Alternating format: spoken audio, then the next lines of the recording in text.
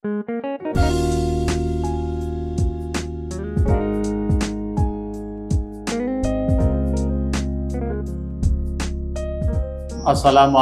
warahmatullahi wabarakatuh. Waalaikumsalam warahmatullahi wabarakatuh. Para pemirsa Sitarah TV dimanapun berada, tadi sore kita menyaksikan bagaimana bendungan Wadas Lintang yang ada di sini. Kita tidak sekedar melihat keindahan yang terbentuk akibat di bendungnya Wadas Lintang ini, tetapi kami justru lebih jauh akan menggali tentang adanya tanda-tanda Imam Mahdi yang diakibatkan dari adanya bendungan Wadas Lintang ini. Bersama kita juga telah hadir tokoh jemaat Wadas Lintang, Pak Lasin, dan juga ada Pak Dodo ya. Kita akan tanya-tanya Pak Dodo ini kelahiran sini Pak ya? Saya kelahiran sini asli. Tulen. Asli Wadas Lintang, Kaligowong. Kaligowong. Pak Lasin? Sama, Pribumi Tulen, oke. Iya Pak, ini terkait dengan wasiat leluhur Pak ya, mengenai bendungan Wadas Lintang ini Pak. Apa yang Bapak dengar dari para tetua dulu Pak? Terima kasih Pak Muda, terkait dengan ini cerita, nggak tahu ya apa itu cerita mitos apa-apa, tapi kenyataan. Waktu begini Pak, waktu saya masih kecil, itu kan mbah saya masih orang yang memang ya nun seune mandan tokoh ya, seberapapun tokoh, namanya Mbah Santohid, Mbah Bidut. Itu waktu kecil pernah cerita, besok Kaliares, itu namanya kan Kaliares. Kaliares besok ini kan katanya zaman akhir. Itu besok mau ada di situ ada orang-orang sing gedene sekebo-kebo. Itu. Lah, orang-orang gedene sekebo-kebo itu mau apa? Nah, itu di situ nanti Kaliares itu dikeduki orang-orang sing gedene sekebo-kebo.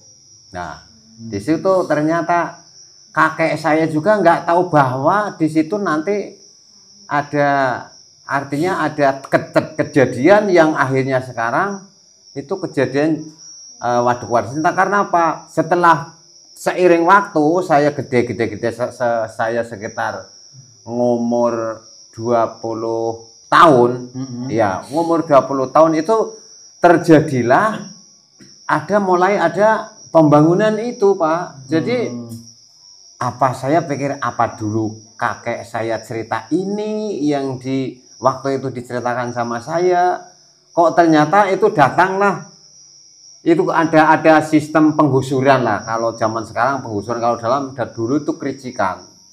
Nah, jadi ternyata itu daerah Wadas Lintang sebelah kidul perbatasan Kebumen itu Kaligowong, tepatnya Kaligowong, Sumbersari, Sumberjo.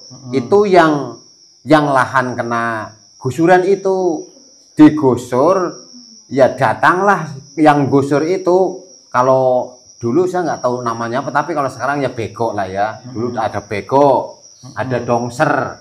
Lah itu, saya berpikir, oh berarti sing orang-orang sekebo ini sudah datang.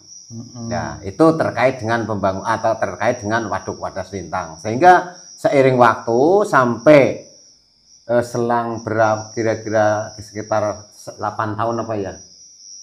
Pembangunan. Antara itu Pak. Antara 8 sampai 10 lah itu terjadilah genangan air. Nah, di situ juga waktu itu kakek saya pernah cerita, besok zaman akhir itu ya kayak apa namanya kerikil munggah kendil. Itu zaman akhir. Itu tanda zaman akhir itu ternyata ada apa ikan mujair, kalau bahasa dulu kan jair ya. Ikan mujair itu makan manggar. Nah, ternyata setelah terjadi kejadian itu kerikil munggah kendil. Ya nyata, karena apa? Kerikil-kerikil di situ Pak, itu di dekat pembangunan itu, setelah pembangunan tadi, itu kan ada sisa-sisa orang-orang itu ya. Oh gitu. Sisa orang-orang itu. Nah sisa orang-orang itu kan akhirnya kerikil-kerikil dipungutin sama masyarakat sini.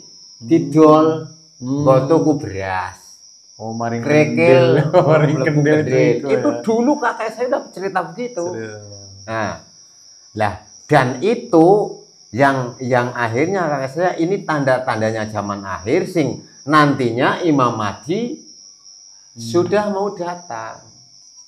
Tuh, lah setelah itu benerlah tahun berapa itu ya, tahun kalau tidak salah sekitar 9192. Betul, ya, ya. 9192 itu ada Pak Ismail, Pak Ahmad Wardi, mantan Kades Sumberjo itu. Waktu itu saya masih kecil, saya masih bujang ya remaja.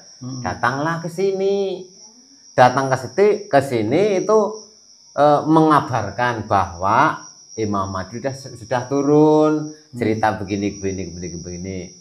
Nah, sehingga karena memang kakek saya itu pernah cerita tentang Imam Mahdi, jadi nyambung gitu ya. Jadi nyambung kan. Nah, jadi nyambung akhirnya tak temukan grade cerita sama Pak Ahmad Wardi, saya dengerin di situ. Saya nggak tahu, tapi nggak tahu buntutnya. Oh ini berarti Imam Mahdi benar-benar sudah turun gitu, Li. Nah setelah itu akhirnya sering ke sini Pak Ismail almarhum, Pak Ahmad Wardi, ada beberapa orang dari kalau tidak salah ini Pak Saiful Uyun kalau tidak salah waktu itu. Pak Saiful Uyun juga datang ke situ mengabarkan bahwa Imam Mahdi ini sudah turun. Lah karena kakek saya memang mengimani, artinya mengharap-harap, menunggu-nunggu. Iya, menunggu-nunggu, memang kakek itu paham sekali tentang Imam Mahdi. Menunggu-nunggu, akhirnya kakek saya nyambung cerita. Lah akhirnya kakek saya kayak termasuk teman-teman saya juga waktu itu kan tahun 91 di Kalibong banyak yang beat Pak.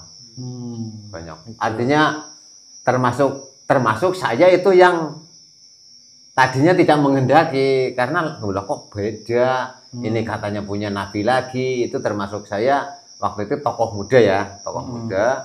Akhirnya saya ya intinya coba diselidiki, jangan-jangan ini agama yang maksudnya aliran Islam yang tidak benar. Itu saya pernah memang punya waktu belum beat, itu pernah pas jadi tokoh pemuda waktu itu saya memang ya, dan kakek saya selektif begitu ya, memilih dalam upaya memilih. Ya betul sekali. Dan bapak saya juga mendukung, silahkan Gecel dikoreksi dulu. Kalau tidak salah yang sudah beat waktu itu ada sekitar 10 orang Pak.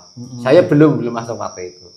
Karena memang ada yang beat di sini, akhirnya kan rutin. Setiap seminggu sekali, 2 minggu sekali kan ada mubalik dari Ahmadiyah ke sini memberi arahan-arahan. Gampangnya yang pengajian lah ya, pengajian. Saya akhirnya penasaran.